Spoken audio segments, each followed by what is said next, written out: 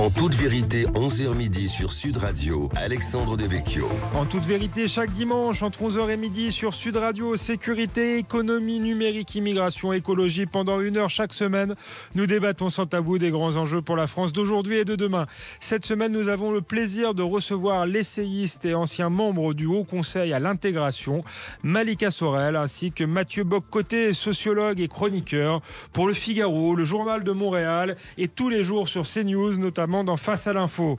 Alors que le navire humanitaire Ocean Viking a débarqué au port militaire de Toulon avec à son bord 230 migrants secourus en Méditerranée, nous parlerons de la question de l'immigration. Celle-ci est-elle vraiment la cause de tous nos maux ? Va-t-elle faire exploser le système politique et social français ? Faut-il croire à un grand basculement démographique ? Au-delà de la France, cette question fracture-t-elle toutes les sociétés occidentales et en particulier l'Europe ? Peut-on réussir le défi de l'intégration ? Tout de suite les réponses de Malika Sorel et Mathieu Bock-Côté en toute vérité. En toute vérité sur Sud Radio, Alexandre Devecchio.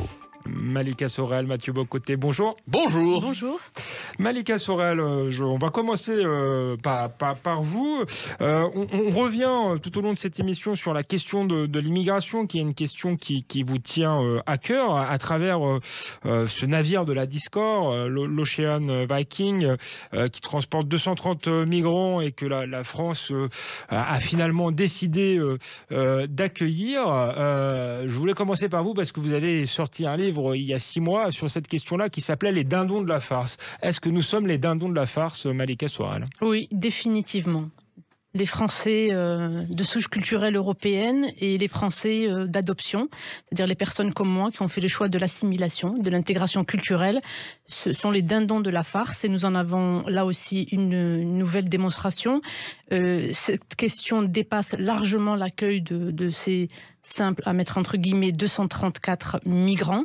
Il renvoie l'idée d'une impuissance de l'État français. Alexandre, je voudrais vraiment que l'on apprenne à faire la distinction entre l'État français et la France, parce que la France et le peuple français sont victimes des décisions de l'État français depuis maintenant une quarantaine d'années, et c'est terrible cette décision, parce qu'elle met en évidence le fait que la France n'est pas défendue, que ses frontières ne sont pas défendues par l'État français, que l'État français s'arroge un certain nombre de possibilités de prendre des décisions qui vont contre la vie de la population française, qui, elle, est majoritairement contre l'immigration. Et c'est un problème aussi parce que la France est déjà identifié comme étant un Eldorado social, parce que c'est pour des raisons sociales que les personnes de l'immigration embarquent au risque de leur propre vie sur des navires, des paquebots de fortune. Ils paient très cher leur billet de transfert, parce que c'est toute une filière d'immigration, et nous le savions déjà à l'époque lorsque Claude Guéant était ministre de l'Intérieur. Déjà, nous discutions à l'époque de ces filières de passeurs.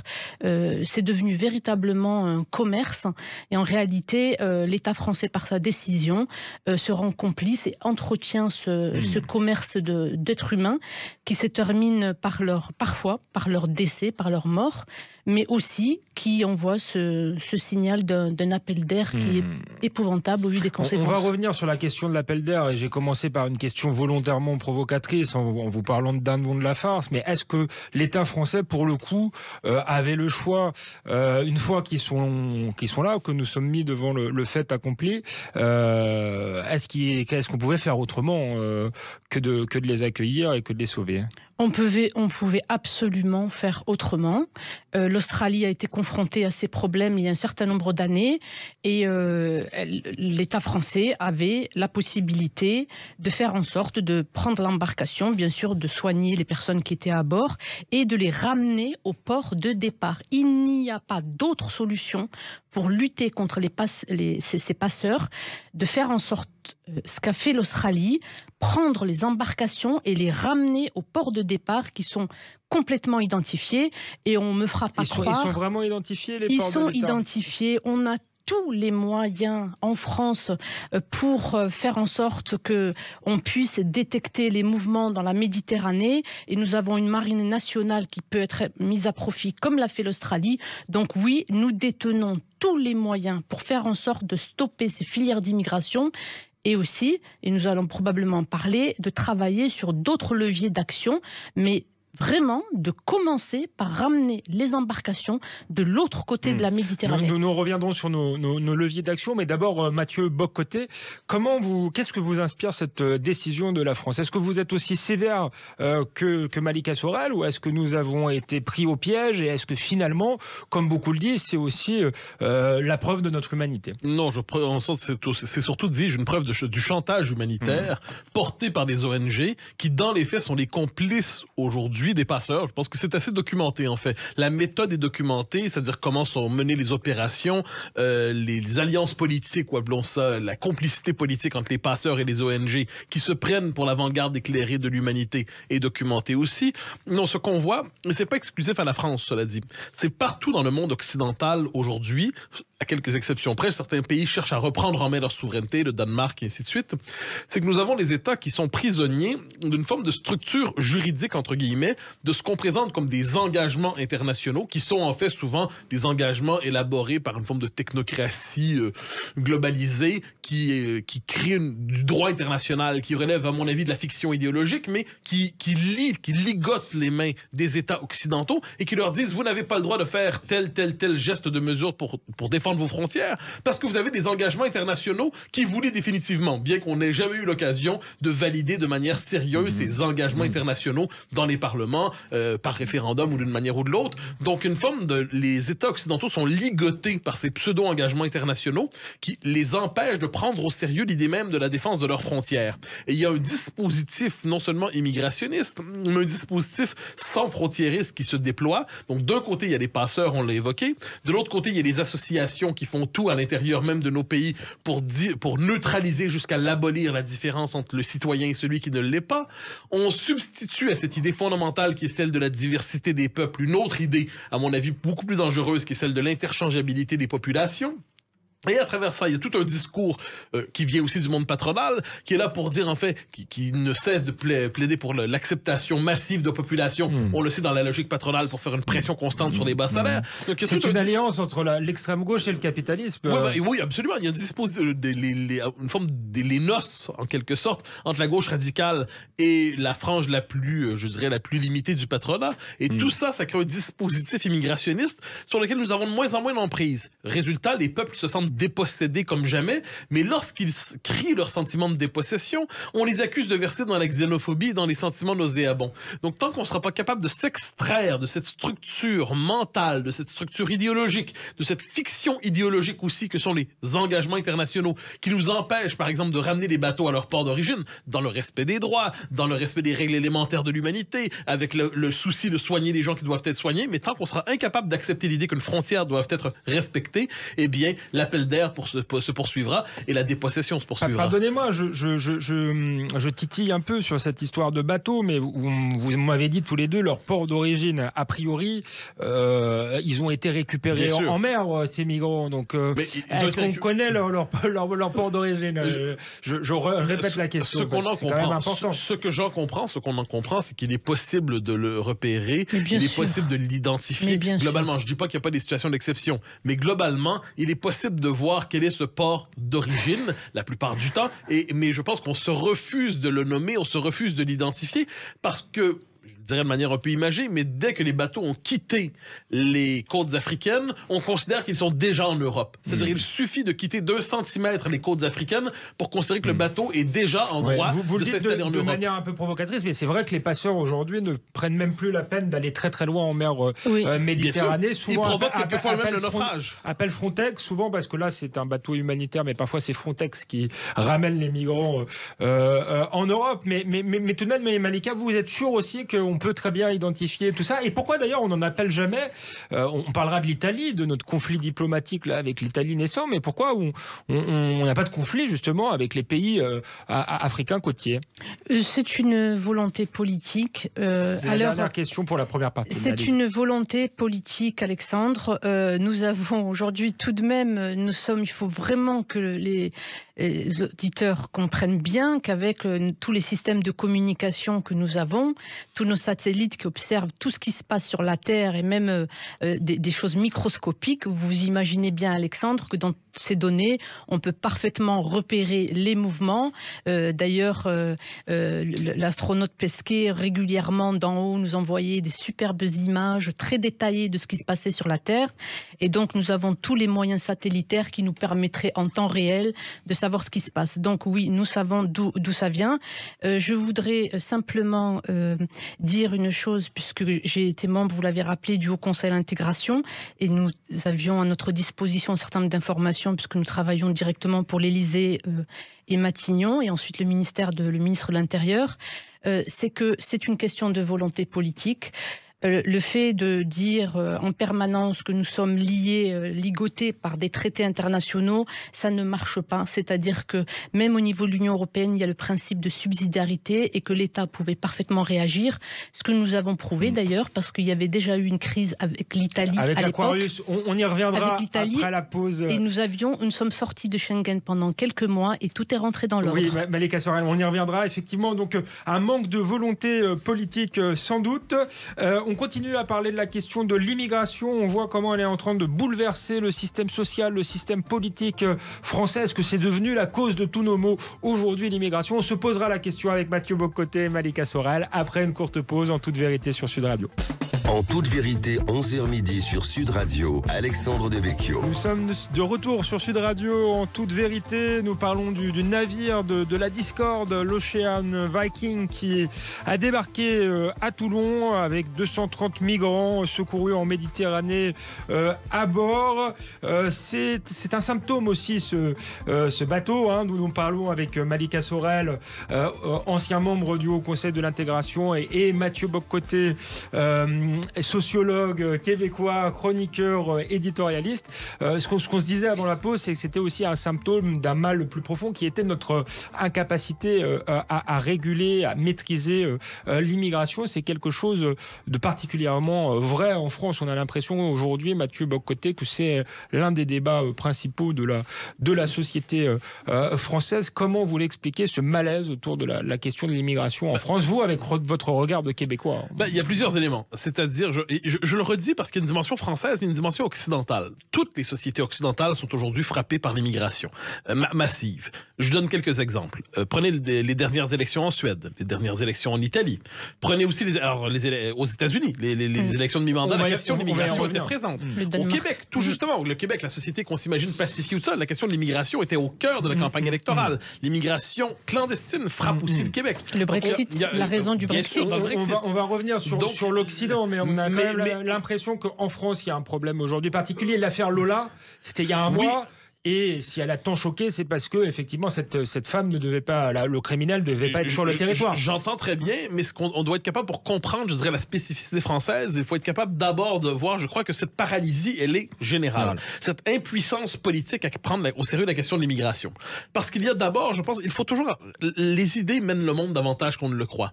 Or, nous avons cédé à cette idée que fondamentalement, les sociétés occidentales doivent aller dans la logique du toujours plus en matière d'immigration. Il y a trois raisons qui sont présentées, trois raisons qui justifient l'immigration massive. La raison première, la raison dite de droite, c'est la raison économique. C'est-à-dire, je le disais, c'est la pression pour être capable d'assurer ce qu'on appelle les métiers en tension aujourd'hui. Donc, une filière pour assurer des métiers à bas salaire. D'ailleurs, on y reviendra, mais Gérald Darmanin a annoncé que finalement, il allait régulariser les gens qui travaillaient, qui étaient en situation irrégulière. Pour vous, c'est une filière. Il cède au MEDEF, là? Il cède à cette frange du patronat qui a moins comme souci, par ailleurs, les avantages généraux de l'immigration pour l'économie. Il peut avoir des gens qui arrivent pour travailler dans un pays, ça va de soi, c'est une immigration ciblée. Mais ce n'est pas de ça dont on parle ici, c'est une immigration pour des emplois à bas salaire, pour faire pression. Premier élément. Deuxième, c'est ce que j'appelle les raisons diversitaires. Et ça, c'est très présent dans le discours idéologique dominant. On dit que nos sociétés sont enfermées dans des schèmes culturels périmés, dépassés, dans le culte du même et de l'homogénéité. Or, l'immigration massive viendrait secouer nos schèmes culturels, viendrait bouleverser nos repères identitaires pour le mieux, parce que ça nous permettrait de nous ouvrir au monde et à la diversité. Et le troisième type de raison, c'est sont les arguments dits humanitaires. Et là, c'est cette idée qu'il y aurait une dette à l'endroit du monde. Le monde occidental se serait déployé au détriment de l'humanité. Il serait temps aujourd'hui de payer sa dette. Et de quelle manière payer sa dette sous le signe d'une forme de dette, sous le signe de la repentance? Ce serait d'ouvrir les frontières massivement. Prenez tout ça ensemble et vous avez tout l'espace public qui est balisé par le discours immigrationniste. Et si vous avez des réserves par rapport à ça, on est dans la pathologisation de la réserve par rapport à l'immigration. Donc soit sur le mode de la xénophobie, de l'extrême droitisation, de l'assimilation au racisme. Donc le prix à payer pour marquer son désaccord avec l'immigration massive dans l'espace public demeure assez élevé aujourd'hui. Cela vous condamne, sinon aux marges, à tout le moins à l'infréquentabilité politique. Vous aurez de sales étiquettes qui feront de vous un paria. Ayez tout ça à l'esprit et voyez ensuite que la capacité de réaction de nos sociétés n'est pas infinie parce qu'elles sont paralysées. J'ajouterai une chose. Les dernières forces politiques, les derniers restes d'énergie politique dans nos sociétés ne sont plus utilisés pour chercher à préserver les frontières et contenir l'immigration massive, mais plutôt pour diaboliser ceux qui voudraient protéger les frontières. C'est intéressant parce que on a eu un débat à l'Assemblée nationale autour des propos d'un député RN qui avait dit il faut que ce bateau retourne en Afrique. Et on avait une grande partie de la classe politique, y compris la majorité, avait expliqué que c'était une phrase raciste. Est-ce que finalement le gouvernement ne s'est pas retrouvé pris au piège justement de cette idéologie des bons sentiments et de cette volonté de voir du racisme dans la volonté de contrôler l'immigration? Il y a eu un effet d'amalgame intégral. C'est-à-dire au début on a fait dire au député ce qu'il n'a pas dit, que le député Bilongo retourne en Afrique parce qu'il est noir, ce qui aurait été sans le moindre doute scandaleux. Je veux dire un député retourne en Afrique parce que tu es noir, on aurait tous condamné sans la moindre nuance. Donc ça, la condamnation vient là. On comprend qu'il n'a pas dit ça. Donc là, le discours médiatique se déplace. Et le discours médiatique dit finalement, dire que les bateaux qui arrivent d'Afrique retournent en Afrique, ça aussi, c'est raciste. Mais là, l'objet de l'indignation change. C'est pas la même chose de dire à quelqu'un retourne en Afrique, toi personnellement, et que les bateaux de clandestins retournent en Afrique. Or, qu'est-ce qu'on a fait? Il y a un transfert du sentiment d'indignation de l'explication 1 à l'explication 2. Et le résultat des courses, c'est qu'aujourd'hui, l'idée même de contenir l'immigration clandestine est assimilée au racisme. Et ça, c'est le genre de manipulation politique et idéologique et médiatique dont nous sommes familiers. Et quand l'Assemblée, rappelons-le, est venu au moment de condamner le député Grégoire de Fournas, on n'a pas condamné les propos, on a condamné le tumulte à l'Assemblée qui a été causé par la France insoumise, mais c'est le député qui a dû payer le prix. Il y avait quelque chose là-dedans d'un peu une manip de type post-soviétique.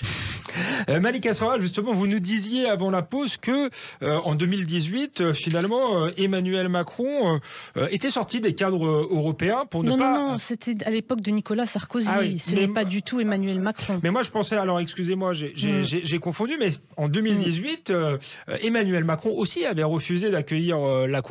Il y avait 629 migrants, c'était déjà une crise face à l'Italie, et il soulignait... il disait ça, le président de la République, à l'époque, l'humanisme, ça n'est pas les bons sentiments, lesquels sont sans lendemain. Si je suivais cette voie, elle ferait basculer le pays vers les extrêmes. En quoi est-ce moins vrai aujourd'hui? Est-ce que si finalement ça vient en soutien de votre thèse, c'est que la France avait parfaitement les moyens de refuser ce navire? Et encore une fois, pour rebondir un peu sur ce que disait Mathieu Bocoté, est-ce que la classe politique française, notamment le gouvernement, n'a pas été pris au piège justement d'avoir voulu instrumentaliser cette question pour extrémiser le Rassemblement national?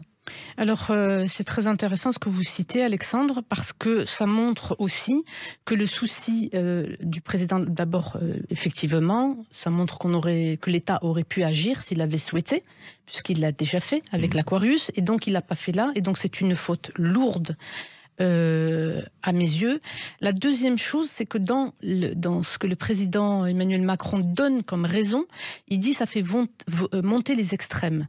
C'est-à-dire que nous ne sommes pas là dans une réflexion autour de la défense des intérêts vitaux de la nation, je le répète, parce que la défense des frontières et la sauvegarde de la population, parce que là, au vu des flux, l'importance des flux migratoires, nous sommes dans cette question de la sauvegarde de la population, au sens culturel du terme, et nous y reviendrons, parce que c'est vraiment quelque chose d'extrêmement important. Donc le président et d'autres politiques ne réfléchissent pas en termes de mandat que la nation leur a confié, la sauvegarde des intérêts vitaux de la nation, mais en termes de qui va récupérer le pouvoir. Et donc nous sommes là au cœur de la bataille qui est celle des privilèges comme sous l'Ancien Régime. Et tout ce qui est invoqué comme question humanitaire, l'Occident doit s'ouvrir, ne sont en réalité que des prétextes, parce que lorsqu'on analyse, et on a suffisamment d'informations pour ce faire, on remarque quelque chose que j'avais déjà mentionné dans mes ouvrages, il y a déjà un certain nombre d'années, c'est que les élites, il y a une grande collusion entre les différentes élites politiques, médiatiques, intellectuelles et économiques qui véritablement se fréquentent, sont du même monde, et ces élites-là ne subissent pas les conséquences de leurs décisions. Et donc, la question d'être ouvert à l'autre, la diversité, sans condition, etc., ce n'est en réalité que du vernis et du maquillage, puisque dans leur vie quotidienne, ces élites font tout pour s'extraire des conséquences de leurs décisions. Et la société, par contre, se retrouve prise au piège parce que beaucoup de Français n'ont pas les moyens, et nous le voyons au travers des difficultés à l'école, mais également sur d'autres secteurs où, dans le recrutement, nous en arrivons parfois à de la préférence étrangère qui est instituée parce qu'on impose aux entreprises au titre de la RSE d'avoir un quota diversité, et donc d'autres personnes qui ne mettent pas en avant leur diversité, des personnes par exemple de l'immigration qui ont changé leur prénom, leur nom et qui ne manifestent pas l'appartenance à ce qu'on appelle la diversité, celles-là se retrouvent sanctionnées. Donc je voudrais vraiment qu'on distingue, et c'est la même chose qui se passe effectivement, comme l'a très bien dit Mathieu, dans d'autres pays, tous les pays occidentaux. Et un autre exemple qui vient en appui de ce que je viens de vous dire, c'est que lorsque aux États-Unis, un sénateur a dit très bien, vous les élites, vous voulez vous êtes pour l'immigration, j'affrète 3 avions, il leur a envoyé des migrants. Il leur a envoyé des migrants de Floride. Il leur a envoyé les migrants à Martin Yard, là où tous les élites très riches, fortunées ont des maisons. Et ça s'est terminé comment? Elles ont appelé au secours la police et elles ont dit débarrassez-nous de l'immigration.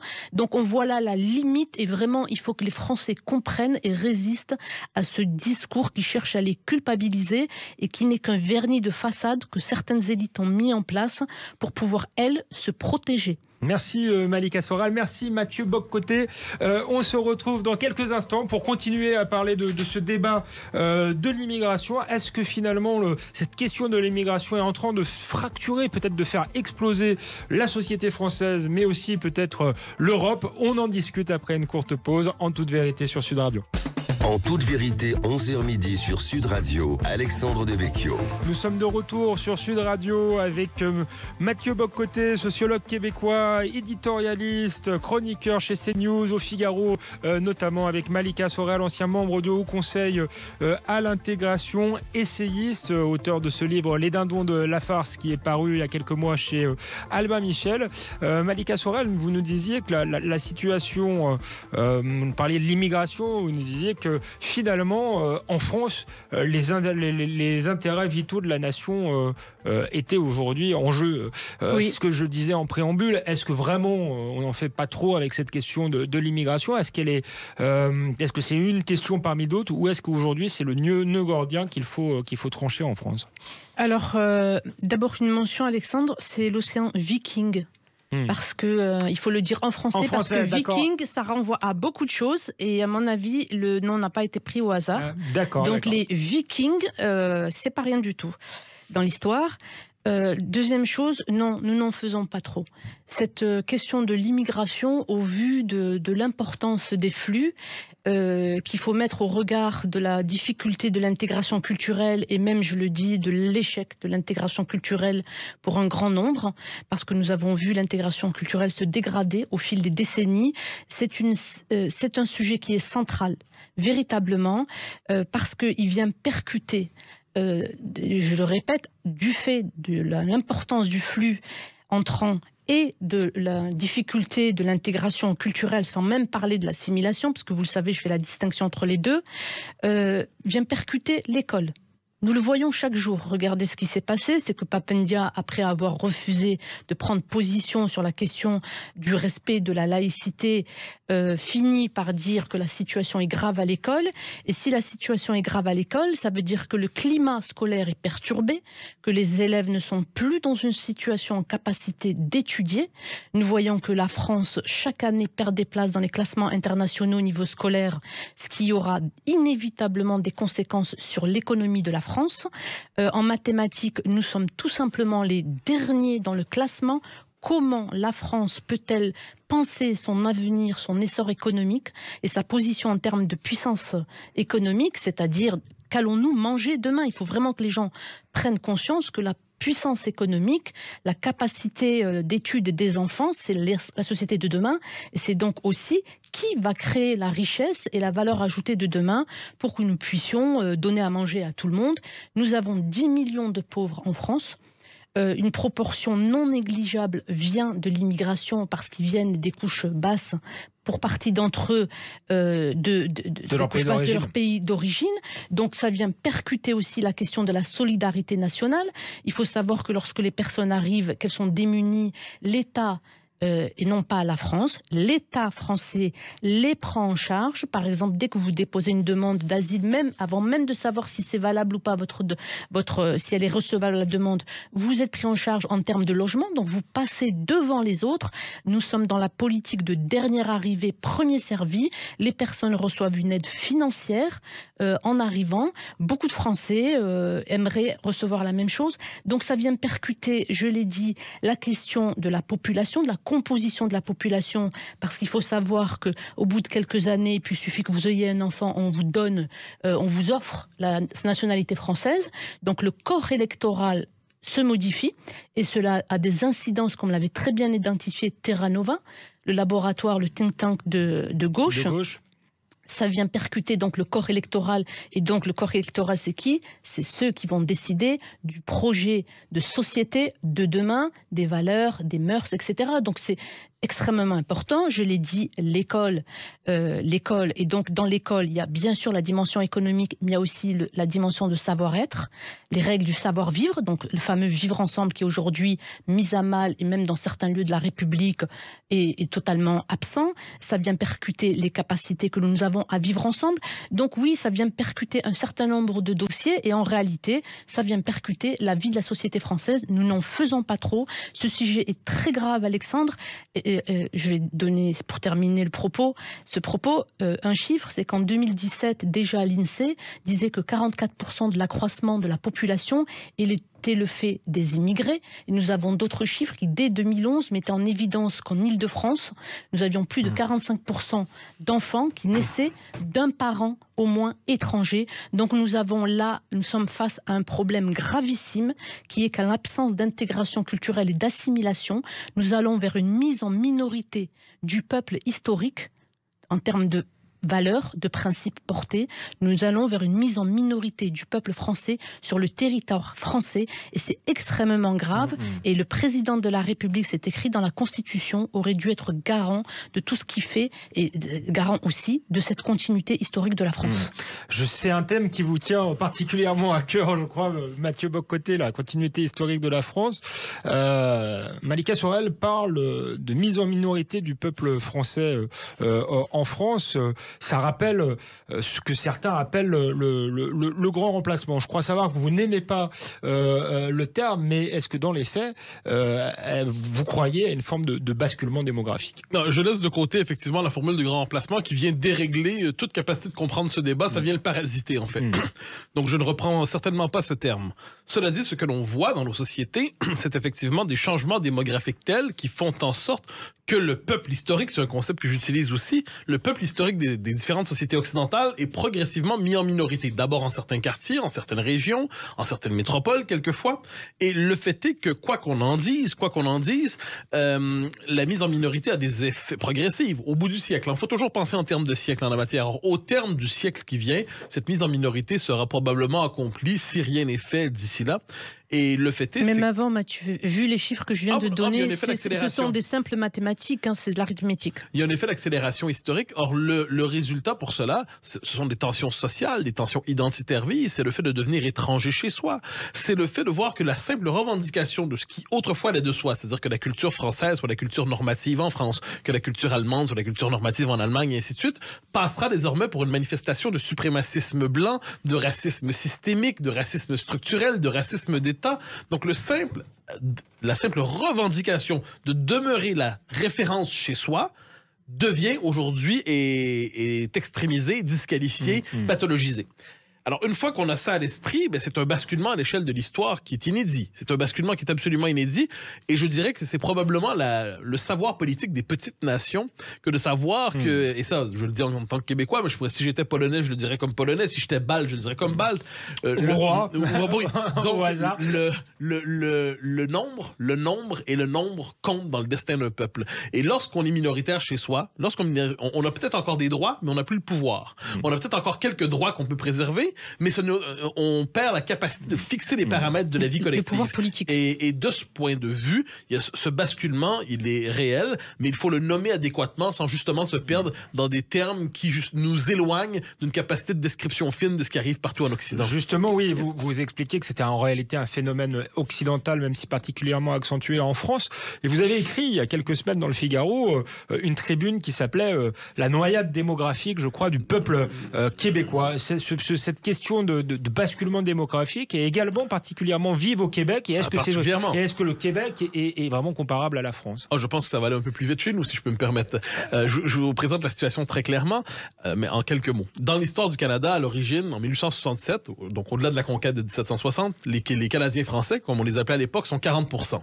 Bon, au fil de l'histoire, à cause de l'immigration, l'évolution du pays, ils vont devenir 30%, 25%. Aujourd'hui, les Québécois, donc, sont à peu près 21 et 23% de la population au Canada. Au Québec même, le poids des francophones est baissé en l'espace de 25 ans de 82% à 77-78% environ. Donc, tout ça, ça a des effets. Et là, le Canada de Trudeau propose une augmentation des seuils d'immigration, parce que le Canada a une politique d'immigration active à 500 000 par année à partir dans 3 ans. Donc, 500 000 par année. Dans les faits, ça entraîne une noyade démographique du peuple québécois. Pourquoi? Parce que si le Québec veut conserver son poids démographique dans la Fédération canadienne et son poids politique, il doit augmenter ses seuils d'immigration massivement. On est à 50 000 en ce moment, il devrait les monter à 115 000. Mais s'il fait ça, immédiatement, donc pour conserver le poids politique, environ le quart de la Fédération, mais s'il fait ça, quelle est la conséquence immédiate? C'est l'anglicisation accélérée des Québécois, parce que notre immigration chez nous s'anglicise bien davantage qu'elle ne se francise. Ou alors le Québec peut décider de garder les seuils d'immigration plutôt bas, alors qu'ils sont déjà très élevés, et là, pour conserver son identité francophone, mais ça entraîne sa marginalisation politique dans la Fédération canadienne, parce que le poids partout dans les autres provinces canadiennes, l'immigration va augmenter, et le poids démographique du Québec dans la Fédération va rester tout petit et régresser. Donc il y a 2 avenues possibles pour le Québec dans le Canada, dans cette politique migratoire, soit c'est la noyade démographique ou la disparition politique. Alors voilà pourquoi en ces matières, je suis un indépendantiste québécois convaincu, ce n'est pas un secret pour ceux qui me connaissent, mais le fait est qu'on voit ce que ça veut dire pour une nation. Je donne un exemple. En 1995, le dernier référendum sur l'indépendance du Québec, il y avait 82% de francophones au Québec et le reste est globalement soit des vieux anglophones de souche ou des immigrés anglicisés. Mais 61% des Québécois francophones ont voté oui à l'indépendance, 99% des anglophones ont voté non, 95% des populations issues de l'immigration ont voté non. Résultat des courses, 49,4 pour le oui à l'indépendance, 50,6 pour le non à l'indépendance. Et on a constitué une minorité de blocage qui avait un droit de veto sur le destin d'un peuple et d'une nation. L'immigration a en quelque sorte déterminé le destin. Et le Canada a utilisé l'immigration massive à la manière d'un verrou démographique pour bloquer l'avenir politique du Québec. Et ça, on le voit partout en Occident. Alors, donc, je me détache de mon cher Québec pour un instant. Eh bien, on le voit partout, c'est que les comportements électoraux des populations issues de l'immigration ont une dimension, c'est un élément central de leur intégration. Et quand les travaillistes britanniques disaient on va miser sur l'immigration massive, pourquoi? Pour être capable d'importer, entre guillemets, les électeurs que nous ne sommes plus capables de gagner chez nous. Donc, il y a une dimension électorale tout à fait cynique là-dedans. Tout à fait. L'immigration est une richesse, certes, mais pour les partis de gauche, généralement, les partis de gauche radicales. Et on le voit avec la France insoumise en France. Mais lorsqu'on aborde cette question, on a l'impression, du point de vue de l'idéologie dominante, d'avancer dans un marécage fangeux et xénophobe et raciste. Or, c'est simplement du bon travail de sociologie que de voir les effets politiques, sociologiques, idéologiques, culturels d'un changement démographique. Merci Mathieu Bock-Côté, merci Malika Sorel. On continue de parler de cette question de l'immigration qui fracture non seulement la France, mais toute l'Europe, tout l'Occident. Comment peut-on réussir à faire face à ce défi? On en parle après une courte pause en toute vérité sur Sud Radio. À tout de suite. En toute vérité, 11h midi sur Sud Radio, Alexandre Devecchio. Nous sommes de retour sur Sud Radio avec Mathieu Bock-Côté, essayiste, sociologue, chroniqueur, notamment au Figaro, dans CNews, sur Face à l'info tous les jours. Malika Sorel, essayiste, ancien membre du Haut Conseil à l'intégration. Et Malika Sorel, vous vouliez rebondir sur ce que disait Mathieu Bock-Côté avant la pause. Nous avions fait un détour, nous ne parlions plus de la France et de l'Europe, mais du Québec. Il nous disait que le Québec était proche de la noyade démographique et que l'identité du peuple québécois risquait d'être changée à tout jamais. Vous vouliez rebondir sur ces propos. Je voulais rebondir sur deux choses. D'abord, je n'aime pas du tout le terme suprémacisme blanc. Parce que ça ramène, et ça aussi, comme l'histoire du grand remplacement Mathieu dont vous parliez, qui effectivement nous empêche de réfléchir. Mathieu en parlait, c'est juste pour ceux qui nous rejoignent, pour dire qu'il ne le prenait pas, qu'il préférait pas comme vous, il n'aimait pas ce terme. Surtout qu'on assimile au suprémacisme blanc l'idée qu'il y a une culture nationale. Oui, mais je n'aime pas ce terme de suprémacisme blanc qui est utilisé parce que ça renvoie au fait, ça renverrait au fait que nous sommes, parce qu'en France aussi, il y a des personnes qui disent le peuple français est un peuple de race blanche, chrétien, etc. Et alors qu'en réalité, la question n'est pas absolument pas sur la question ethno-raciale, c'est la question du peuple au sens politique du terme, et donc la question des principes et des valeurs. Aussi. Donc c'est culturel, exactement. Parce que les personnes qui viennent de l'immigration et qu'aujourd'hui, comme moi, il y en a d'autres qui essaient avec beaucoup de difficultés d'émerger pour pouvoir porter cette idée du maintien du peuple historique de France. Du coup, on nous relègue. Est-ce que moi on me met dans les visages pâles? Moi je préfère dire les visages pâles, le suprémacisme blanc. Et donc non. Donc il faut définitivement ne pas se laisser parasiter par la question des États-Unis, qui est une autre question, c'est-à-dire chez eux il y a un racisme envers les Noirs, c'est une réalité. En France, nous ne sommes pas dans cette question raciale, donc de grâce, laissons la question de couleur de côté. La deuxième chose, c'est que le Québec, puisque vous en avez parlé longuement et c'est vraiment très intéressant, c'est passionnant, a commis l'erreur fondamentale et c'est son obsession vis-à-vis du monde anglo-saxon, de penser que le maintien de son peuple historique passerait par la langue. Or, nous le voyons, y compris en France, la plupart des personnes de l'immigration viennent des anciennes colonies françaises, le monde francophone, et la langue ne suffit, mais absolument pas au maintien de la culture qui est là en jeu dans la question du maintien du peuple historique. Donc c'est ça l'erreur fondamentale du Québec, et d'ailleurs vous le payez cash, si je puis m'exprimer ainsi, parce que l'immigration choisie que vous avez fait, et on était au HCI au contact direct avec nos homologues canadiens, et l'idée, cette erreur monumentale, ça a été, moi je me souviens, j'étais en Algérie, on venait nous courtiser du Québec, venez chez nous, vous êtes francophones, et le résultat c'est que les personnes y vont. Elles ne posent pas de problème lorsqu'elles arrivent, mais avec le temps, des questions d'identité et de dissonance identitaire se produisent pour leur descendance, et vous avez au Québec exactement les mêmes problèmes d'identité que nous avons en France. Et donc, je ferme cette parenthèse, il serait erroné de prendre le Québec en ce que font certains politiques en exemple pour nous imposer une immigration choisie, et en particulier en provenance de pays francophones. Nous le savons, ça ne règle pas le problème. Est-ce que l'immigration zéro, je vous pose la question à tous les deux, Stephen Smith, qui est un spécialiste de l'Afrique, explique que l'Afrique est une salle d'attente de 1,3 milliard d'habitants aux portes de l'Europe. Est-ce que l'immigration zéro, c'est vraiment possible? Oui, alors oui, moi c'est ce que je dis. De manière courte, et on laisse répondre Mathieu. Il faut absolument suspendre les flux migratoires. Je le répète, il faut suspendre les flux migratoires. Quand je dis suspendre les flux migratoires, c'est-à-dire les gens qui vont s'installer durablement. Ça, on peut bien entendu continuer à accueillir pendant 3 mois, 6 mois, comme font les grandes universités américaines dans le cadre de VSR, des projets de recherche pendant quelques mois, des scientifiques des deux côtés. Mais il faut les suspendre. Nous sommes face à un problème monstrueux. Nous n'avons pas parlé de la question de l'insécurité. Nous avons eu des chiffres récemment et la reconnaissance par le président de la République lui-même du lien direct. Et donc, écoutez, sauf à vouloir consciemment. On vous a entendu, vous êtes pour la suspension de l'immigration. Oui, le temps que nous essayons de régler les problèmes, mais ce n'est pas gagné. Techniquement, qu'est-ce que vous en pensez, Mathieu? Peut-être un mot si vous vouliez répondre sur le Québec. Oui, en fait, alors une chose sur le concept, c'est que je me méfie de ces slogans qui viennent paralyser la réflexion. Immigration zéro, c'est une formule, et là c'est facile d'expliquer. Mais non, il y aura des étudiants étrangers, il y aura des gens. Donc, ce avec quoi il faut rompre, c'est avec une politique d'immigration active, une politique d'immigration active qui considère que les flux doivent sans cesse venir. Il faut restaurer ensuite la notion de capacité d'intégration et d'assimilation. Et ça ne veut pas dire simplement une définition minimale de l'intégration et de l'assimilation, c'est l'intégration culturelle. Nous ne pouvons pas, nous avons échoué. Un instant. Donc, on va finir d'ailleurs sur l'intégration, mais on laisse répondre. Donc la notion d'intégration culturelle, donc il faut voir dans quelle mesure nos sociétés sont capables d'intégrer. Il faut constater que dans bien des sociétés, ce n'est plus possible. Oui. Ensuite, un dernier mot, parce que c'était évoqué, il faut éviter l'américanisation mentale de nos sociétés. Et justement, j'y reviens quand je parlais de suprémacisme blanc tantôt, qu'on se comprenne bien là. Je dénonce cette assimilation de cette idée naturelle qui est une culture de référence.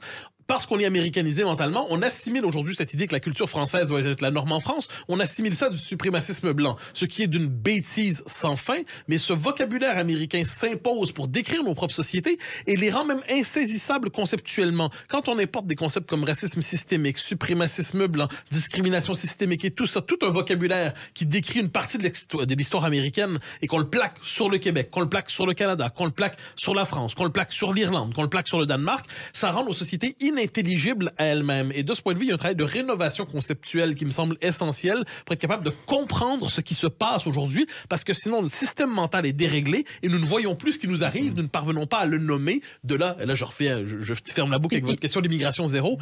Il faut se tenir loin des slogans qui il faut suspendre l'immigration, je le répète. C'est une question de vie ou de mort. Vous l'avez dit, je me permettrai de terminer. Donc, il faut simplement éviter, je crois, de ces slogans, avec ces slogans que vous avez dit grand emplacement, immigration zéro, tout ça, qui nous paralyse et qui nous empêche de réfléchir concrètement à la situation telle qu'elle se présente à nous. Moi, je n'ai pas dit grand remplacement parce que moi, j'apporte de la question du point de vue culturel. Je pense que... il a dit, vous avez dit grand, je n'ai pas dit. Il a dit, il faut en finir avec ces slogans. Il parlait, je crois, de manière générale. Du reste, vous ne dites pas des choses très opposées, je crois, parce que vous ne parlez pas d'immigration zéro non plus, vous parlez simplement de suspendre l'immigration. Mais ce qui nous amène malgré tout à la question de l'intégration. Il nous reste 4 minutes et demie. Alors peut-être la réponse une réponse courte de Malika Sorel et Mathieu conclura comme vous avez ouvert le bal. Malika, vous vous appelez Malika, je m'appelle De Vecchio, Mathieu Bocoté est un immigré ici, mais a priori c'est plutôt une chance pour la France. Est-ce que c'est vraiment impossible cette question de l'intégration? Est-ce que nous ne sommes pas les preuves vivantes que l'intégration fonctionne, Malika Sorel? Alors ça ne fonctionne plus qu'à la marge. Ça fonctionnait à une époque et encore parce que dans mes livres, je cite systématiquement depuis plus de 10 ans, même 15 ans, les études de Daniel Lefebvre et de Pierre Milza qui mettaient en évidence que 2/3 des Italiens étaient repartis alors qu'il n'y a pas de peuple plus proche du peuple français en termes culturels, puisqu'ils partagent véritablement toutes les racines culturelles avec les Français que les Italiens, et en dépit de cela, 2/3 sont repartis et 1/3 du flux polonais, lui, est reparti. C'est très difficile de s'intégrer culturellement et puis surtout de s'assimiler, c'est-à-dire de faire le choix de s'intégrer, de se fondre, la fusion des populations dont parlait Ernest Renan, l'historien Ernest Renan. Donc c'était encore plus difficile pour des populations qui venaient de peuples qui ont très peu en réalité en partage en termes de noyau culturel, que nous en France nous résumons dans liberté individuelle, égalité, en particulier égalité homme-femme, fraternité, la fraternité qui transgresse l'appartenance à une religion quelconque, et puis bien entendu la séparation des églises et de l'État, donc la laïcité, dont je veux rappeler ici que Thomas Jefferson à l'époque avait dit que les Américains avaient bâti un mur de séparation entre l'Église et l'État, et donc la laïcité, contrairement à ce que disent les gens qui veulent l'abattre, dans le but d'abattre la France, la laïcité n'est pas française. La laïcité a été d'abord le fait des Américains, des États-Unis d'Amérique. Et donc, non, moi je ne crois plus aujourd'hui au fait que l'assimilation soit possible pour le plus grand nombre, pour une raison très simple, c'est qu'il y a un passif historique qu'il ne faut pas nier. Certaines personnes n'arrivent pas à tourner les pages sombres de l'histoire, pour reprendre l'expression d'Ernest Renan. Il y a aussi la question de la recomposition, et j'en ai toujours parlé, le fait que les flux migratoires ont abouti à la reconstitution des peuples d'origine sur la terre d'accueil, ce que Dominique Schnapper, la constitutionnaliste, appelle diaspora, c'est-à-dire des peuples qui gardent conscience de leur unité malgré l'éclatement géographique, et de ce fait, et de l'inexistence de la liberté individuelle dans ces populations de l'immigration, dont 80%, comme nous disait Terra Nova, venaient de l'islam, des populations musulmanes. C'est extrêmement difficile, et elles mettent une pression terrible sur les personnes de l'immigration, qui font que désormais l'intégration culturelle et l'assimilation, et même ne serait-ce que l'insertion au sein de la société deviennent impossibles. Et nous devons en tenir compte. C'est pour ça qu'il faut arrêter l'immigration. L'émission est trop courte. On n'a pas parlé de l'insécurité ni de la question de l'islam quand vous parlez de l'intégration. Je rappelle qu'on est le jour anniversaire de l'attentat du 13 novembre, mais je voudrais finir avec Mathieu Bock-Côté. Certes, il faut peut-être arrêter les flux, et c'est peut-être pas possible d'intégrer de nouvelles personnes, mais il y a quand même un stock, pardonnez-moi l'expression, et est-ce qu'il faut vraiment renoncer à assimiler les personnes qui sont là? Mais dans les faits, ils sont là. Donc là, il y a une question. C'est ce avec quoi il faut rompre, c'est avec l'immigration massive. L'immigration massive, c'est avec ce principe-là qu'il faut rompre fondamentalement. Une fois qu'on a rompu avec ça, il y a des populations et ça, c'est les grands écarts entre la nationalité juridique et l'identité historique. Donc, comment être capable d'intégrer les populations qui sont déjà juridiquement de nos pays, mais qui culturellement ne sont pas assimilés. Et ça, je pense que dans chacune de nos sociétés, il y a quelque chose qui doit s'appeler une forme de Big Bang de l'assimilation qui est nécessaire. Donc, des mesures très fortes pour clairement rétablir d'abord un rapport de force idéologique en faveur de la culture nationale plutôt qu'en faveur du multiculturalisme. Un rapport de force sociologique aussi pour que la pression soit à l'intégration ou à l'assimilation plutôt qu'à la désintégration. Je donne la question du voile. On a longtemps cru que les mœurs feraient en sorte que le voile disparaîtrait du paysage. Or, les mœurs aujourd'hui, à cause du nombre, de la démographie, les mœurs font en sorte que le voile est devenu en bien des endroits la norme, et c'est l'absence du voile qui passe pour une forme sinon de dissidence, de pathologie ou une manifestation du monde d'avant. Donc on a un exemple ici, donc une politique d'assimilation ferme, tout simplement parce qu'on n'a pas le choix, et je suis convaincu d'une chose, il faut redonner les moyens au pouvoir d'agir et le délivrer d'une conception falsifiée de l'état de droit qui dans les faits paralyse aujourd'hui la souveraineté populaire et la capacité de faire même respecter les libertés. Eh bien ce sera le dernier mot. Effectivement, pour restaurer la liberté et l'identité, il faut aussi la souveraineté. Merci Mathieu Bock-Côté, merci Malika Sorel, c'était passionnant. On se retrouve la semaine prochaine pour un nouveau numéro de En toute vérité. Et puis je vous laisse avec les informations sur Sud Radio. Merci, à bientôt. En toute vérité sur Sud Radio, Alexandre Devecchio.